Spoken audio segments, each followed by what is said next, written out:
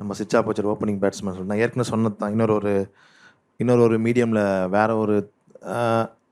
ஒரு சேனலில் பேசுனது தான். இந்த மாதிரி ஒரு ரவுண்டு வந்து கஷ்டமான ஒரு ரவுண்டு. உட்காந்து சீரியஸாக உட்காந்துருப்பாங்க. அவங்கள வந்து நீங்கள் கண்டஸ்டன்ஸ் உள்ளே போய் சிரிக்க வைக்கணும் அப்படின்ற ஒரு டாஸ்க் இருக்குது. அது டிஃபிகல்ட்டான ரவுண்டு.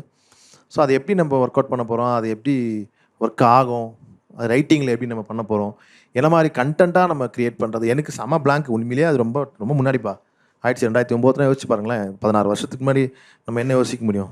அந்த ஏஜுக்கு வர தாட்ஸ் தானே, அப்பப்போ வரது தானே. இப்போ நமக்கு எந்த சோர்ஸ் கிடையாது. கூகுள் எந்த பெரிய சோர்ஸ் கிடையாது. தேடி தேடி இப்படி பண்ணலாமா, வீடியோஸ் பார்க்கலாமா, அதெல்லாம் இல்லை. நம்ம எழுதுறது நம்ம யோசிக்கிறது அங்கே பண்ணுறது தான் இந்த எல்லாம் உருவாச்சு. எங்கெங்கேயோ போய் தேடி தேடி பண்ணதான் கிடையாது. அப்படி இருக்கும்போது நம்ம ரொம்ப டிஃபிகல்ட்டாக யோசிச்ச சேனலில் ஆரம்பித்து எல்லாருக்குமே ஒரு பெரிய டாஸ்க்காக இருக்கும்போது அதை வந்து ரொம்ப சாதாரணமாக அதை ஹேண்டில் பண்ணி அந்த ரவுண்டை வந்து சக்ஸஸ் பண்ணது வடிவேல் பாலாஜி தான்.